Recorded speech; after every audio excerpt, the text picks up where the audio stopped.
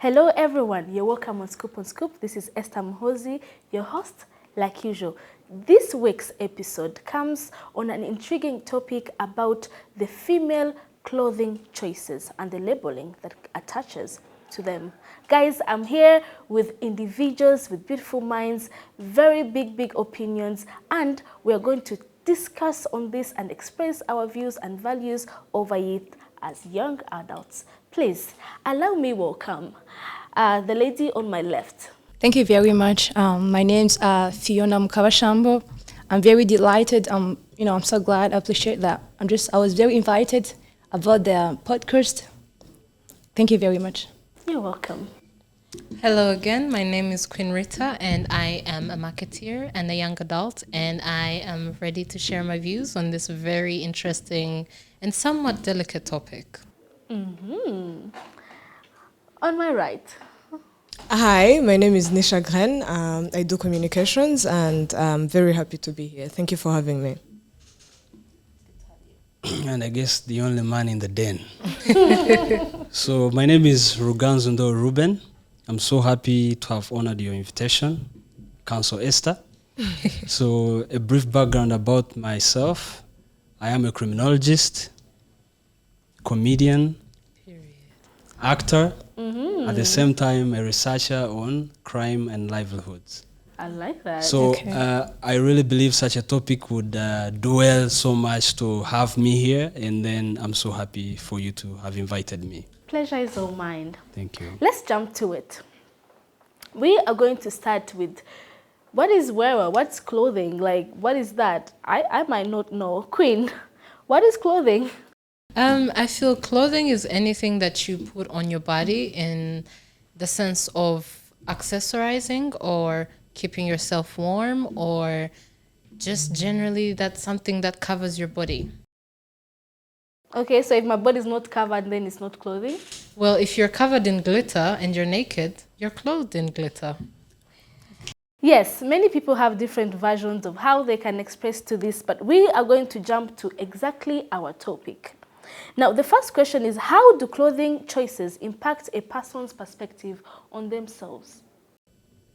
Well, I would say personally, I feel like the piece of clothing that I have on literally impacts how I feel the whole day. So if I wake up and I'm in a bad mood, then I'm going to put on very bad clothes.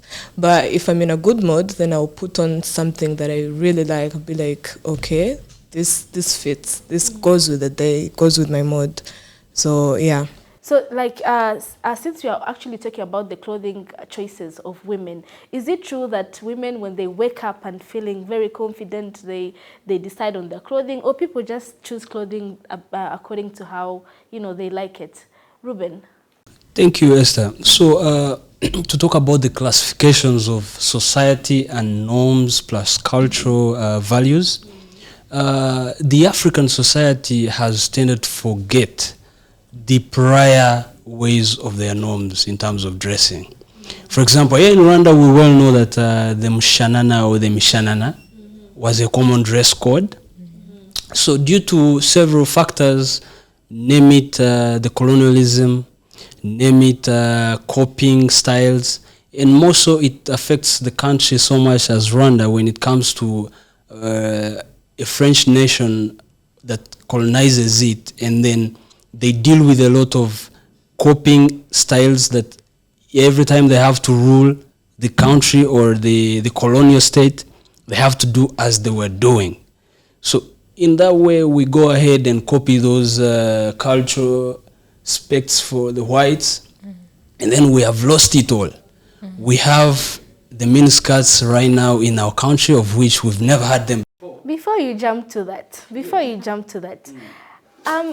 the way he's bringing it up, it kind of comes back to our topic as to whether any woman wearing revealing clothes is a slut or a bitch. I would like to hear what Fiona thinks about that.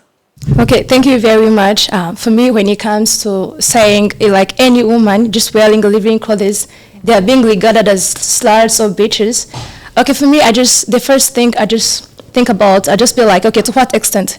Because for me, like if maybe when you're going to a club to dance or something, and then just wear revealing clothes, I think that's okay for me. But it has to be like a little bit not that revealing, because for me, like I think maybe like if like mostly because here in Rwanda, because most of people who we call sluts or bitches, mostly they're just wearing like revealing clothes, but that it's very very much revealing. So for me, I think like any woman just wearing revealing clothes, they don't have to be regarded as sluts or bitches. Because like there's some professional people wearing revealing clothes just because they're just out having fun. Maybe they just went out with their friends. Just wearing revealing clothes doesn't mean they're sluts or bitches. You might find those kind of people like being engaged in work. They're professional workers. So it doesn't mean like for me. I just come back to this, like if maybe I'm going to work or to church, there's certain in certain occasion there are some clothes I have to wear. But if I'm going out, like maybe it might be hot, I have to put like something light. That doesn't mean like you're a slut or a bitch. Queen. I think this, as I said before in the beginning, this happens to be such a delicate topic. And Ruben did bring in something about culture, and that also affects how people dress. And now to address something that you'd mentioned before, how do we choose clothing when we wake up? Especially to women, I myself, and this is an example of myself, if I wake up and I feel very confident, I might choose to put on a pair of heels that I wouldn't normally pick up if I wasn't feeling that way, or I'd choose to maybe wear a suit, and then so I think in terms of how we feel, clothing really affects that very much so. We can choose clothing based on how we feel or based on how we want to feel. So you might look at things and say, okay, maybe I don't feel so good, but if I put this on and I match this dress with that shoe and that handbag and this makeup, I'm going to feel amazing, And that's how I think in terms of women choosing what to wear, we can choose based on how we feel or how we want to feel.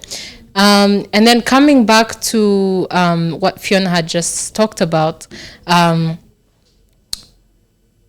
there is judgment passed on to women in every aspect of their lives, and very sad. Exactly, and being that if someone looks at you, the first thing that they're going to notice is you, your body, and how you're dressed. Then that becomes a stepping stone to that judgment and what people think about you and how you're dressed. I think on my part, I understand that I can put on whatever I want. But in regard to, and this is a personal opinion, in regards to where I'm going or what I'm doing, I'm not going to, if I feel like I'm going, you're not going to work out at the gym in like high heels, that's ridiculous because that's not gym wear. So I feel like every occasion comes with its own outfit or its own choice of clothing, and that's okay. And women shouldn't have to be labeled a slut because you went to the club in a short dress or a short short, or because that's what you felt comfortable in, and that's okay. And you labeling me as a slut, there's so many other things people can label women a slut for. So before you continue, are you saying that they can be labeled with depending on where they are? Because you say that if I'm wearing a short and I'm in a club, you labeling me as a slut is a problem. So does that mean if I was wearing a short dress, but in the market, and then I'm allowed to be labeled a slut? Let's hear what she has to say. Personally, I feel like everyone should wear what they want to wear, whether they're going to the club, to the market, to sleep. I feel like what you wear is your opinion, is your own choice.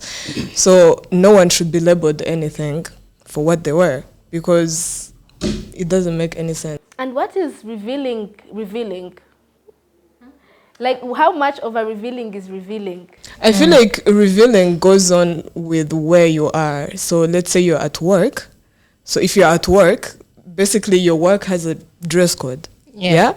So if you wear something that's not part of the dress code, then maybe that is revealing. Say a miniskirt, something that shows your cleavage. That doesn't go on with your work. But something else is, most places have their own dress code. So what you have at your own work might not be what I have at my own work. So revealing goes with where you are, what you do, and allow me to break through. So I heard what Queen talked about, and then my fellow colleague. If you talk about your feeling that objects you to dress accordingly to your mood or the situation you're in, I think some of us are forgetting that we need social regulations. The laws are meant to regulate us. For example, we have women who are meant to be future mothers. You will know about that. How you feel at the moment you have a juvenile seeing. This brings us to juvenile parenting. If you read the book written by Gerald Zirimwabagabo, this is a former Rwandan ambassador in Israel. He has a book entitled a holistic approach to human capital, Foundations Matter. So this book, in his chapter of juvenile parenting, talks about what a woman does, the juveniles are seeing. Yeah. So regardless of whatever you do, actually even in our ancient traditional society, we talk about a mother holding a child on the back. Whatever they do, the kids learn. If the mother is a thief, believe you me, the kid has to be a thief in one way or another. So I, as someone who is objecting some social modern ways of mood and relations, I come in as a traditionalist as well as a law specialist. Okay. So I come to the aspect of criminal related offenses. For example, the attire we have nowadays gives me a recap or a precedence of Jack the Ripper. Have you guys heard about Jack the Ripper? Yes. So in the ancient BC in the UK, Jack the Ripper used to target women. And you know what he used to do to women? No. You just have to research about it. But it's so interesting. This is learning when a woman undress her, but being enticed by the dressing code. And actually, it's 3 out of 5. The women, most of those women were prostitutes. On streets, London streets, East London. Having open thighs, you know, trying to pull up the man's manhood, you know. And remember, in society, to break it a little bit short, we have in crime and mental disability, we have what they call mania disease. It's a mental illness in men mostly. In that even a mad woman on streets, when they are naked, they can attract me. Even when I'm an office man, I can be attracted to a mad woman.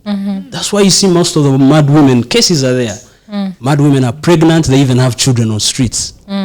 So, I believe there should be regulation, Miss Esther. Societies have to be regulated. It is not only how you feel that you will dress according to your mood. Somewhere, somehow, we need regulation. That brings me back. Please, can I please tackle you, yeah? Because you did say, and I'm going to try and quote you as much as I can, there is, you're a traditionalist, a criminologist, of which I share that passion. Yes. And then you also talked about the law, the social norm, what the social structure and what that looks like, okay? Let's bring it to, let's tackle the traditionalists first, right? There is the aspect that we were colonized as an African nation, and we're colonized by a French country, of which we had to adapt to some of those, their culture, and there was cultural infusion and all. Yes. But as a traditionalist, you also have to remember that our tradition did not really clothe a woman fully.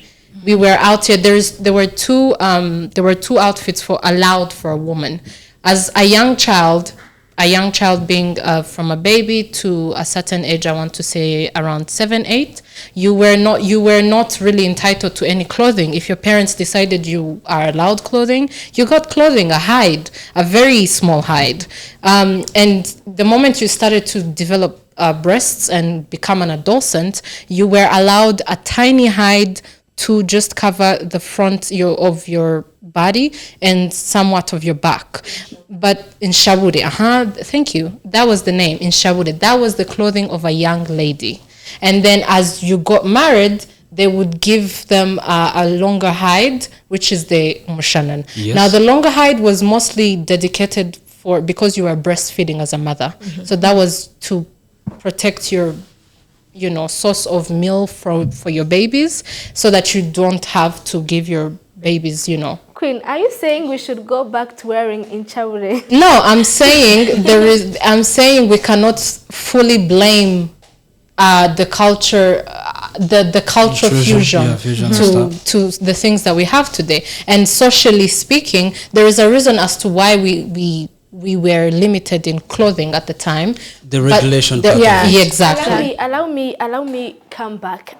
There's this incident that happened in Kampala. I was watching it actually. A lady was wearing a very short dress.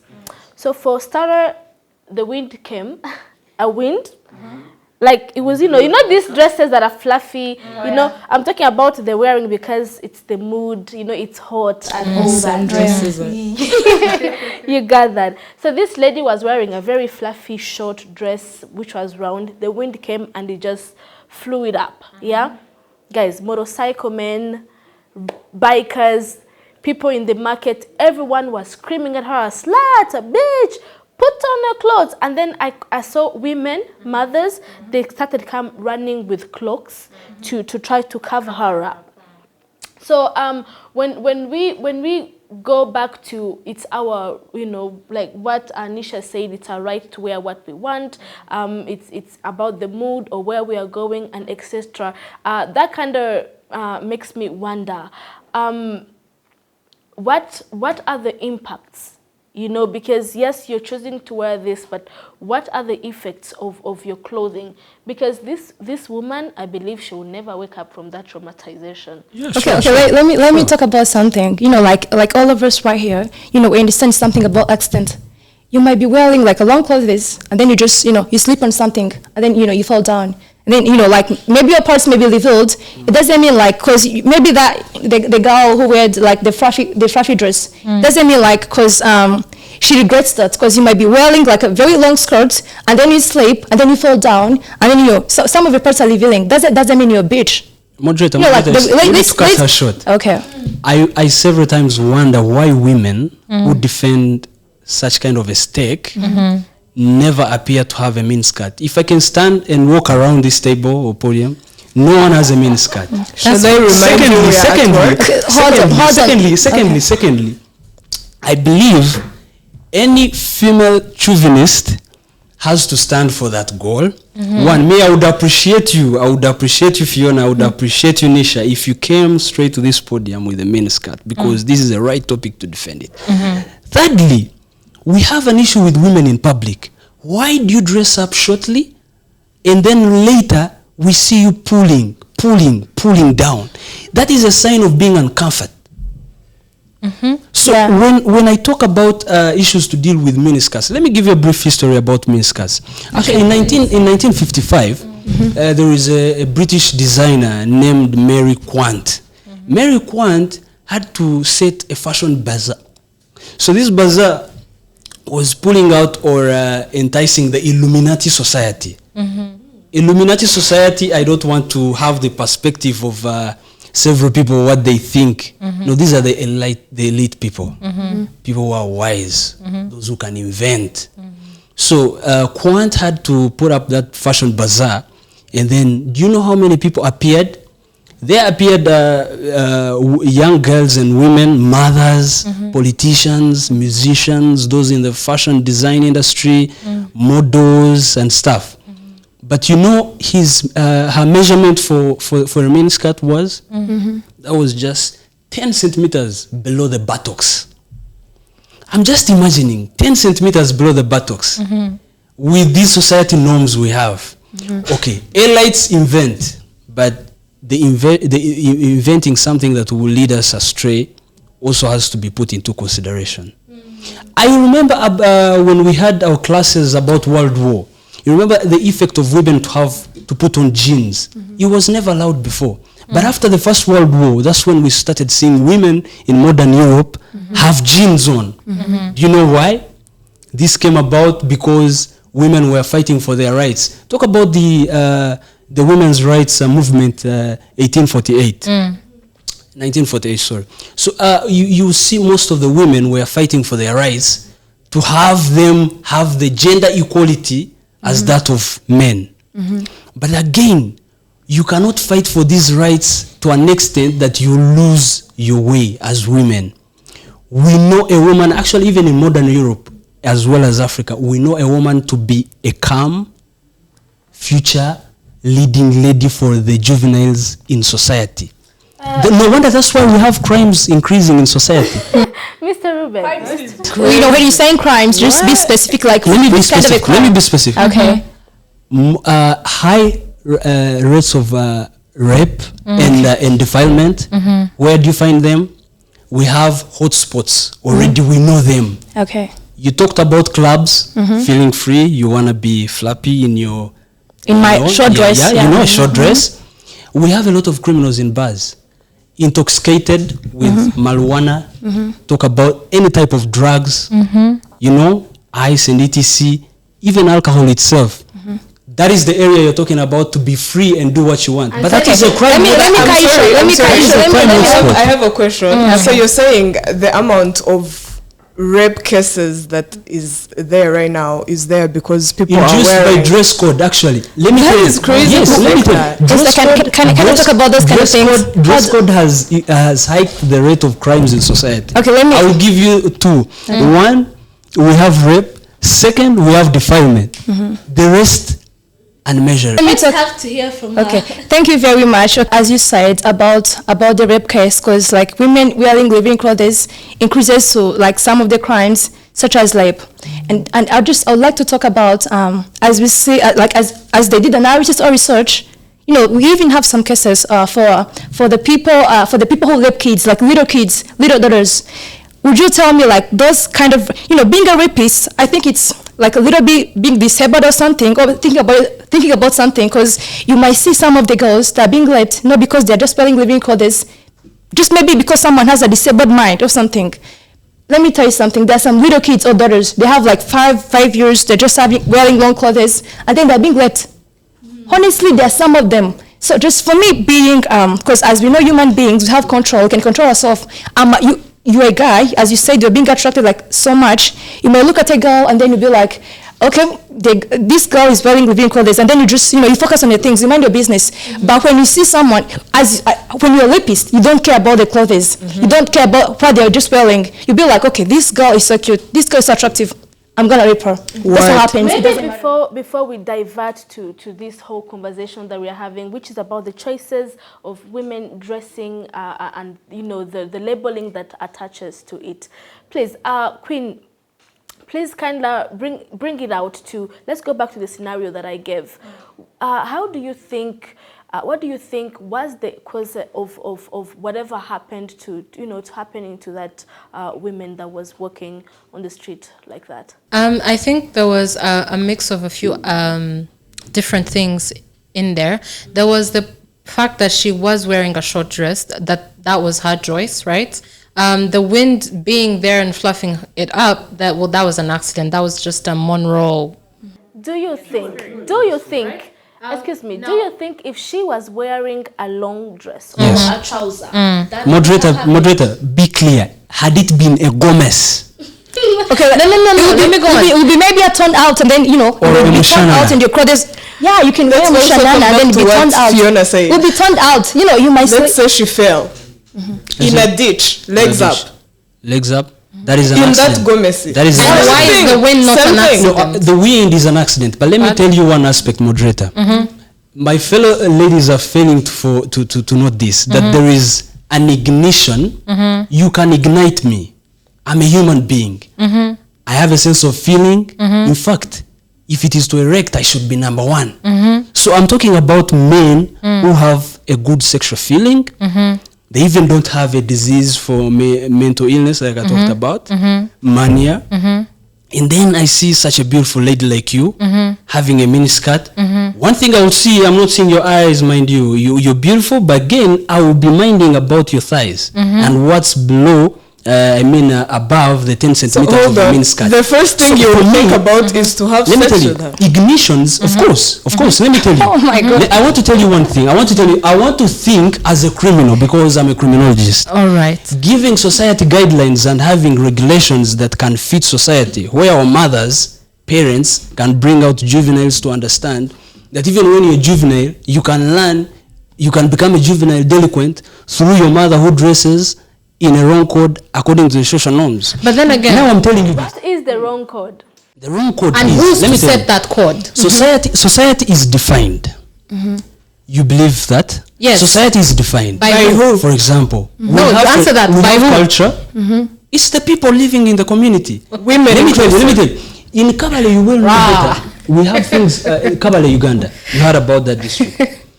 Even here, I heard there is something to deal with juvenile upbringing and having yourself set up for marriage when you're virgin and stuff, etc. And the gifts and the rewards are there. I hear some regions are given goats when they are found to be virgins.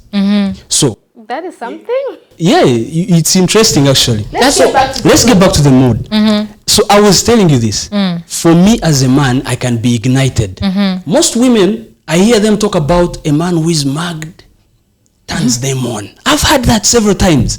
Okay. That's why I cannot That's a be a heresy. man of my own speaking my own. I have to speak for all men in all diversity. Yes, please. So I have to be clean. Women, kindly regulate on your dress code in order not to ignite the dangers of a man. Exist so that the man can feel comfortable. Is what you're saying. For example, if you go to Saudi Arabia, you say, you've had women, we have So had maybe the you society, should the go society live in Saudi defining- Arabia then. The society defining women about that? to have a certain dress code, to have a certain dress code even up to their hair, to have a certain way of approaching men, so that you cannot do what? Okay, so Ignite Ruben, the you inner love man. So you like love you just that dress code, right? So the dress code, I love it so like much. you have just Then been go with live them. there. Let me come back. I would like to address as to whether what our fellow criminologist says. Are you trying to say that ladies in Saudi Arabia are not raped?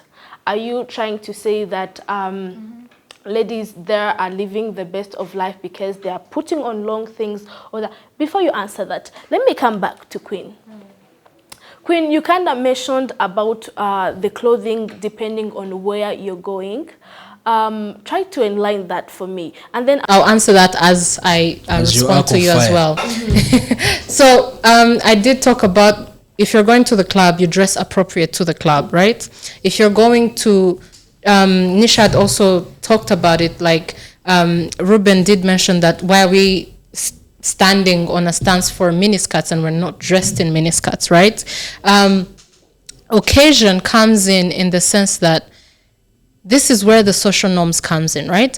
Social norms, laws, and regulations, they're here not to hinder us, but to protect us. That's why they're there, right? And so if you are... Yes. Protection and regulation. Exactly. So if you are in an office, right? As a man, if you wake up in the morning, you do not... You don't decide on what you wear because of your thinking like, oh, if I wear this, then if I wear short shorts, I'm going to affect some woman's, sexual being or something like that, right? You choose that based on what you feel comfortable in and what makes you feel more confident and ready to do your work. As for a lady, she cannot wake up and think for Ruben, She can't go in her wardrobe and pick out. It's like, okay, if Ruben sees me in red, he's gonna be excited, so I shouldn't put on red. In that sense, repeat that. I cannot dress with you in mind. I dress with me in mind, okay? Period. And I dress with what I'm going to do in mind, all right? To what percentage do you give it? So in the sense of... There's literally no How many women if that's wake what you up mean. and they're like, I'm not dressing for a man? 100%. So 100%, It's 100%. give me the percentage. Literally 99.99999%. Yeah. That's This is 0.000.1. masquerading. That's This is 100. masquerading No, topic. it's not masquerading. What it is men we asked you a question, by the way, that you did not answer. Who is to put those regulations in place? I can answer you straight. No, wait. Let me, right? Who puts these social norms and regulations in place? You said the community. Were put in place a long time ago by the patriarchy. Now, why they were there is so that, as you said, women would not ignite man, right? And as a man, you said you as a man, you have excitements, and that's all right. That's, as a healthy man, you should. But then again, as a healthy man, you should have the power to control yourself. Yes, right? And you should not police me because of how you feel. Exactly. Okay. Let me be straight, moderator. If I could answer her so fast. Go ahead. So, society has been built on stones, actually on the 10 stones. If I talk about the 10 stones, I mean BC. Yes, back in the days. So, we are looking at women having the beauty and having features that can ignite a man. Are you saying that women in the back time did not have the feature? That's why I'm bringing the law. Do not admire one's what? Wife. So that is that. I'm giving you a stake. These are regulations that were put in place to do something on men, right? For men, not on. If you talk about a patriarchal society, we shall also say, Jesus, you forgot about men. We have some women who are still admiring men, and there is never a stone that says... I think that goes for both. No, it's not for both. It is straight. Women are meant to be admired. Let me tell you, women are meant to be admired. You will have your features, and some of them are even so sensitive that you will cover them. If you talk about our Asian dress code for the African society, we covered the nipples. You're aware? Not us. We covered the parts. So for the thighs, we had regulations. Whoever was caught in such an act, they were crucified or killed. You were stoned to death. And this brings me back, not in Rwanda. No, this brings me back to talking to you as a criminologist. Yes, you please. did say that clubs were a criminal hub. And now that brings... It is a hotspot. It's a hotspot. Yeah, exactly. For criminal offenses. So should women be doing the justice system's work? Yes. Because as a justice system, you have failed women to protect them from such places. Should we not go to the club? Because if I can't go to a club or a restaurant or church, or if I can't walk at night and feel safe, because a man cannot control his desires, regardless of what I wear. You see, moderator, there are two items. We have fashion and we have regulatory and we have measurements in place. I'll give you an example.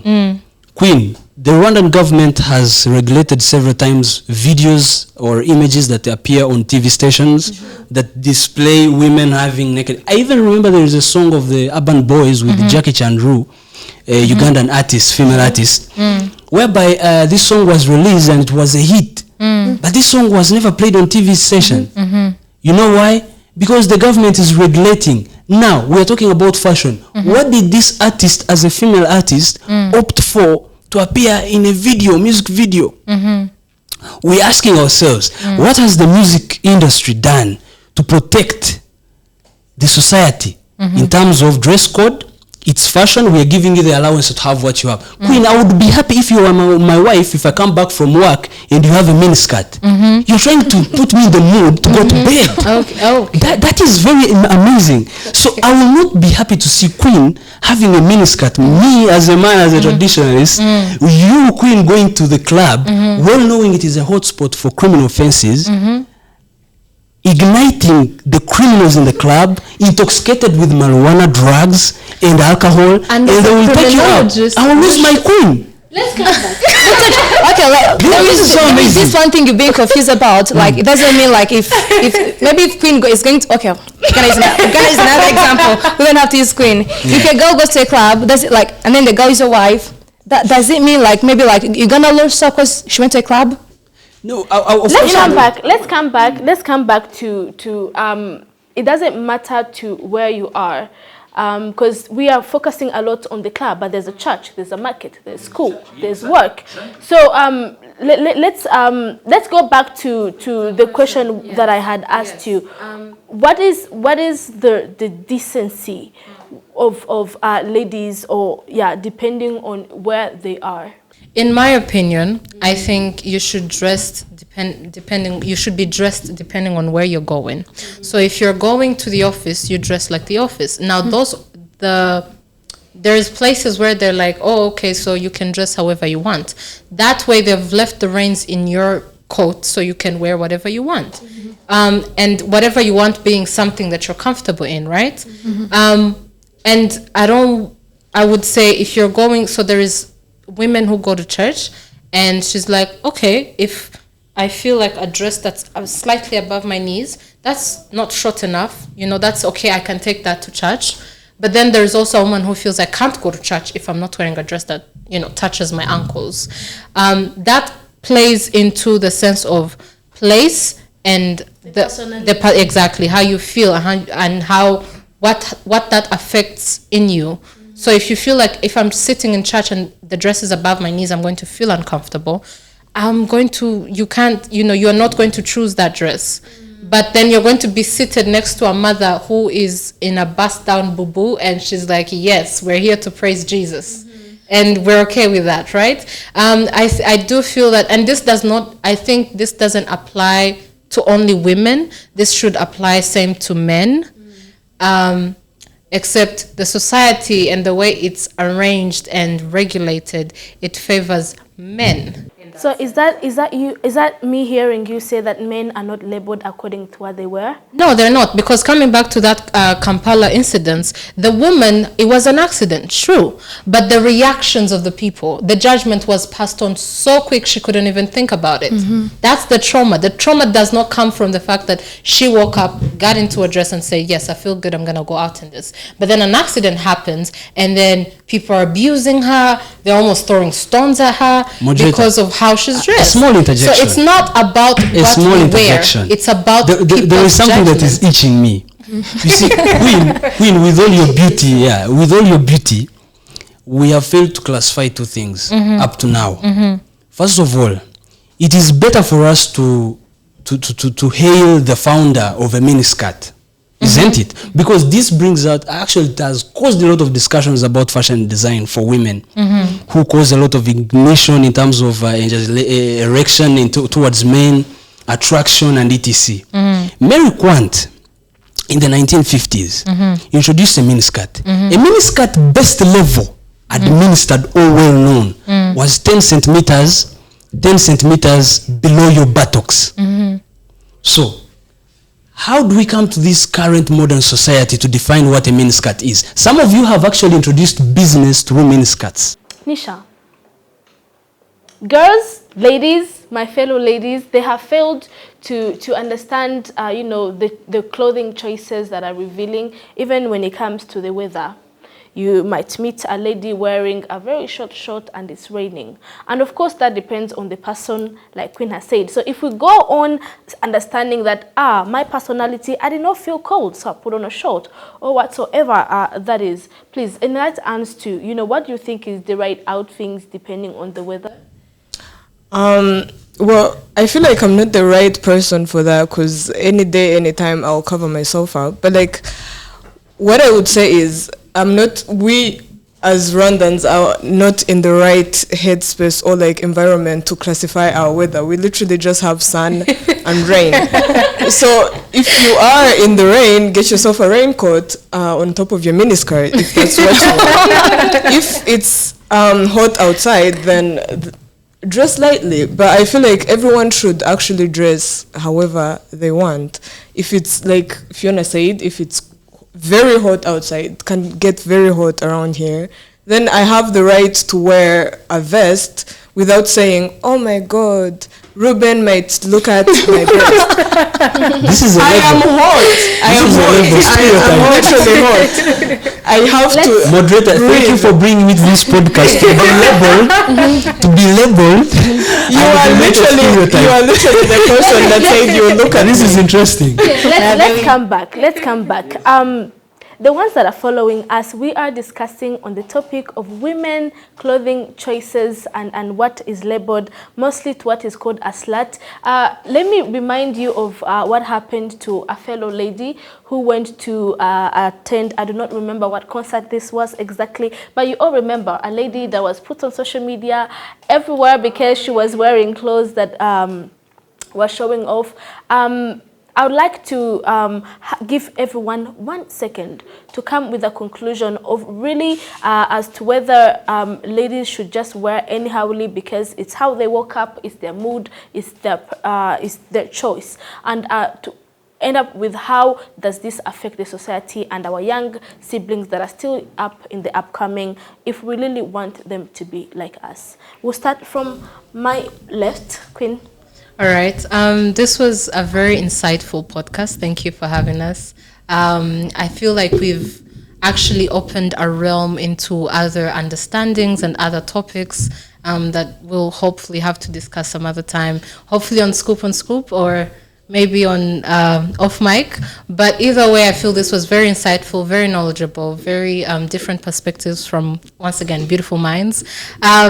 I would like to say on this very topic, my conclusion is that people, women shouldn't be policed by men in society.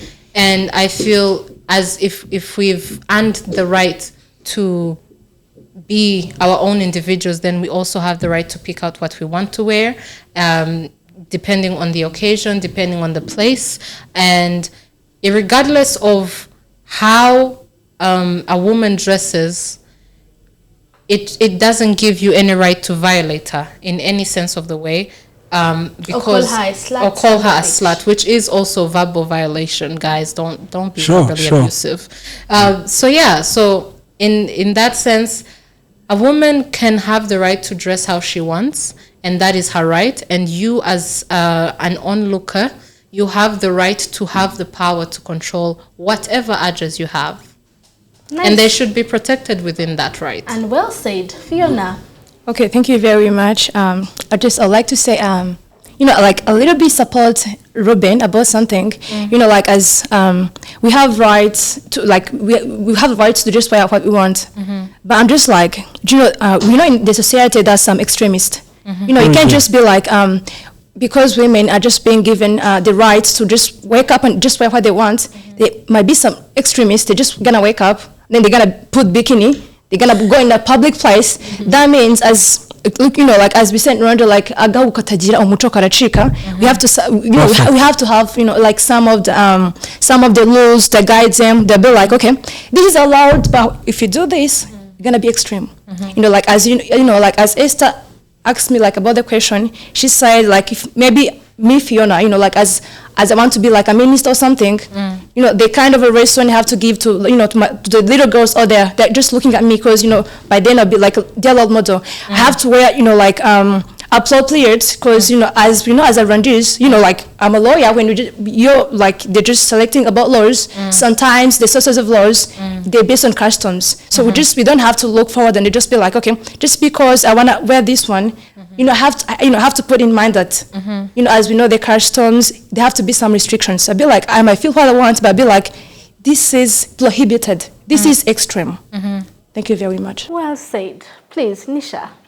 I feel like everyone has said a lot. What I would like to say is I could add on what Fiona said. We do want to wear what we want, what we are comfortable wearing, but then we also have to think about where we're going, what we're doing, who is with us. That is something we should consider. But also on what you said about little kids and whatnot, I feel like what I wear doesn't necessarily mean I am a bad parent. I'm not out here wearing a miniskirt and you label me a bad parent because my kid saw me wearing something revealing. What I wear doesn't necessarily mean I'm teaching my child exactly that. I could have my own morals and then teach them to be good people and then wear what I want as well. So I feel like it's a really huge spectrum, this whole thing, and there can't be like a pinpoint on what someone should have to do. True. So yeah. Yeah, Ruben. Thank you, moderator. I feel like today you put me on the space of being at the arc of fire for each and every one. But at the end of it all, I'm glad that Council Fiona is rhyming onto the line of cultural norms and social norms, even the law. But to conclude, I would really want to discuss 3 points. One, the laws are not going to help protect you in the night wearing a mini because it's your right. Yes, the women's rights movement under the United Nations Declaration of Human Rights, it really does specify that you should have the gender equality. But this gender equality has to be measured as well. The measurement is, as she said, we have a lot of psychopaths in the society. We have mentally disabled people in society. I keep on talking about this mental illness in men. Actually, surprisingly, in the World Health Organization research, 2016, they discovered that only 1% of the men are not suffering from this disease of mania. You know mania I'm talking about? I would like to clarify.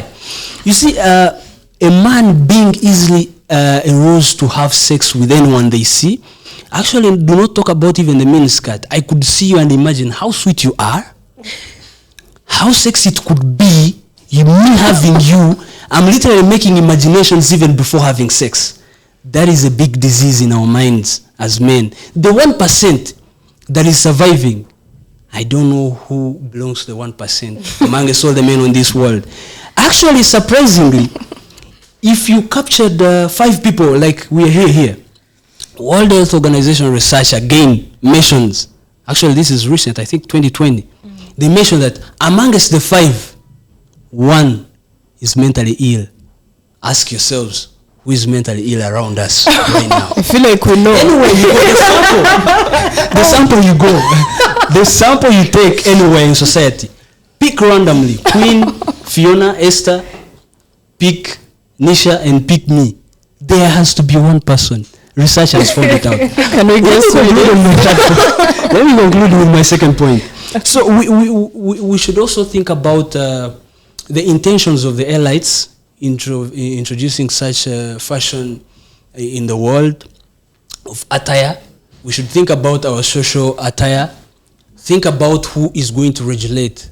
Parliament will set laws, but these laws also need help and support from we ourselves as the individuals in society. And who comes first? It is the mothers. You are the backbone of everything. We are having wars. It is you and the children we are setting first. We don't know what kind of behaviors you're going to teach them if we set you aside and we are busy fighting. You see? So I really think women have to be conscious with our young kids. The juveniles learn very fast, and it is very sensitive. You talked about a mother having a shabby dress code. A shabby dress code I'm talking about having a miniskirt when your kid is even a teenager. At that point, there are higher chances of your kid learning from you. Believe you me. If you get a miniskirt and then you have, yes. So to conclude, I refer all the podcast members who have come here today to go and read this book, A Holistic Approach to Human Capital, Foundations Matter. You really see a huge, interesting part when it comes to juvenile parenting, dress code, feeding, education. Those are factors of fundamental foundation of the kid. So really, I'm so happy to be here, Esther. Thank you for inviting me. Next time, please invite me. We shall be ready to share more. These people have been interesting as well. Thank you. Thank you very much. This was Scoop on Scoop. You're welcome on more hotter and hotter topics for young adults, youth, and everyone at large. Let's fight these societal norms and let's fight against all these things that do not put together the beautiful world that we want to live in and where our offsprings will live. It's upon you, it's upon me, it's upon everyone. Thank you.